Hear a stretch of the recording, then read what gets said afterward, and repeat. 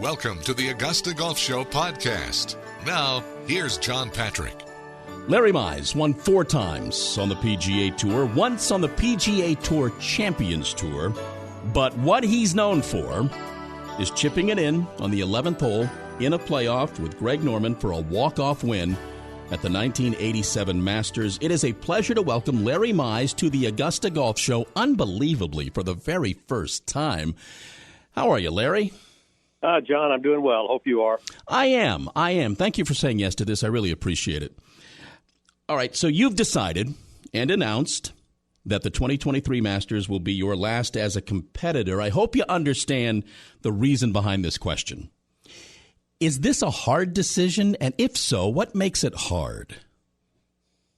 Well, that's a good question. I don't know if it's so much a hard decision. I think it's been a decision that's been on my mind the last couple of years. I wanted to end it at the right time, and I think this is the right time.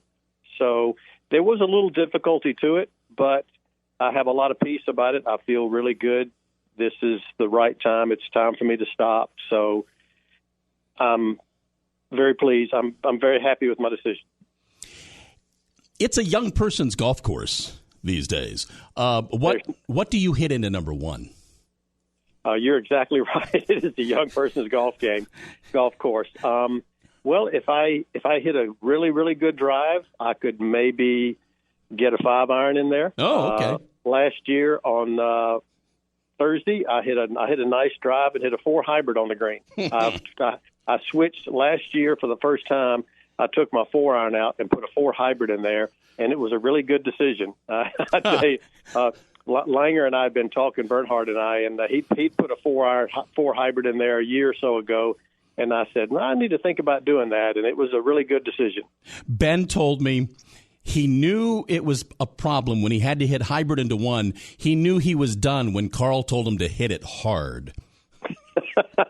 Yeah, I know that feeling, no doubt. You know, you mentioned Bernhard, and we're in our 60s. Bernhard is 60. What do you make of what he's able to do?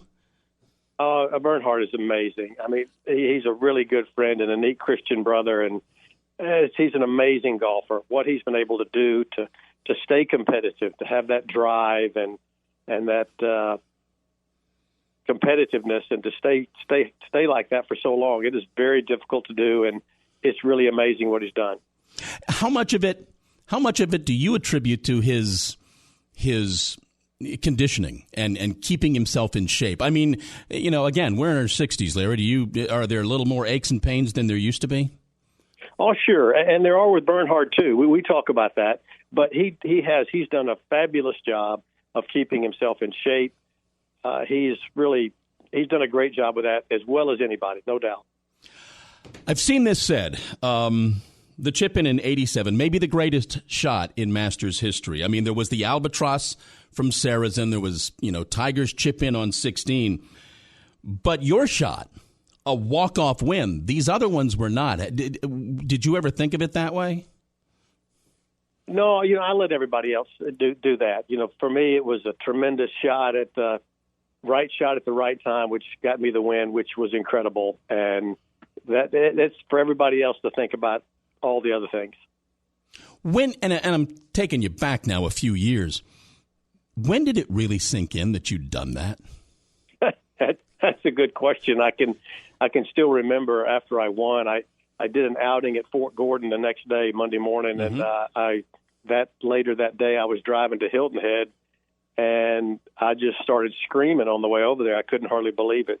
So I think it just gradually sunk in over the next few weeks, being called the Masters champion as I teed off in golf tournaments, getting used to that and all the recognition it gave me. So I think it sunk in over time, and I don't know how long, but I guess over the next few weeks or maybe months it started to sink in. But I have to tell you, it's still hard for me to believe. I have to go, wow, I did win it. It's still amazing to me.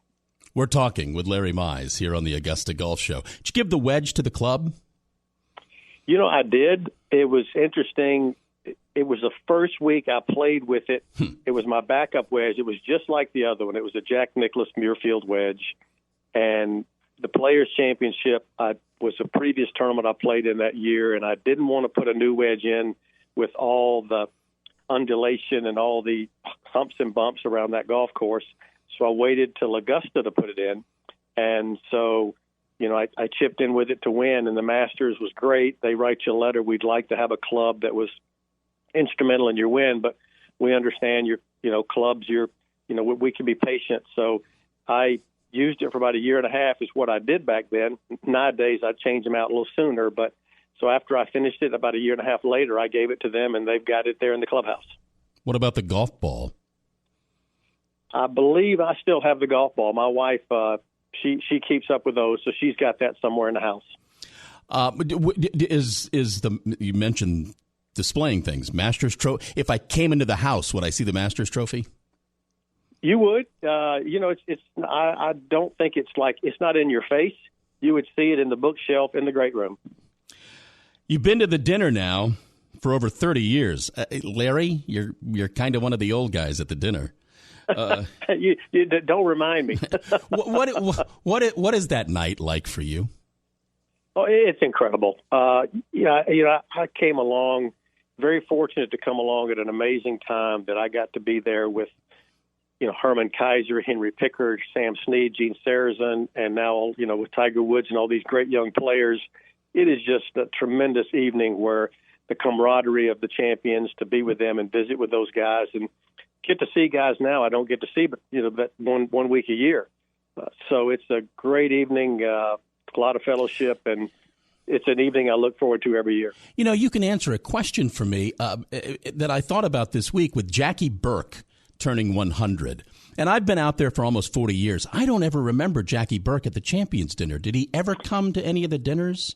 Oh, yeah, he did, and it was always a joy when he came. I mean, listening to Jackie tell stories, I was mesmerized. One time I was sitting there, and he and Sam Snead were talking, and I'm just loving it, sitting there listening to them talk. And he's such so much knowledge that he has, and excuse me, he's happy to share it. So I miss seeing him. I know he's not able to come, which I hate, but he's come a few times and always enjoyed it when he came. What's your favorite part of the week now? Well, the Champions Dinner is definitely one of it. That's the day that I really look forward to. And then, the whole week, I enjoy the tournament. Playing in the tournament, I still enjoy it. It's hard, but I still enjoy it, and I'll enjoy it one more time. So it's hard to pick with just the whole thing. It's so special. Getting there on Sunday or Monday and being on the property that week, it's just a special week, every day special. Do you think, I don't know how you cry, when you cry, but do you think walking up 18, you're going to be a little wet? Yeah, that's the one thing that concerns me, whether I'm going to be able to control my emotions. It's going to be a tough week emotionally, there's no doubt. So, my gameplay, they, laugh or cry. So hopefully I'll be laughing a lot to try and keep the tears from coming. If you were told before your career that you were going to get one major, that's it, one major, would the Masters have been the one you wanted? Oh, it's not even close. Oh, yeah. Really? Not even close. Really? No doubt about it. I can't wait to see you. I can't wait for April. He is Larry Mize, playing in the 2023 Masters. He has said it'll be his last one as a competitor. I've enjoyed everything over the last 30 or 40 years. How's your dad? John, thanks. He's doing well. I talked to him the other day. I talk to him about every other day. He's doing great. He went to the doctor. He's 95. Yep. He's really for 95, he's in amazing shape. So he's doing really well. Thanks for asking. Larry, thank you for doing this. I'll see you in April. I deeply appreciate it. John, you bet. Look forward to seeing you, and thanks for enjoyed being with you today. Thanks.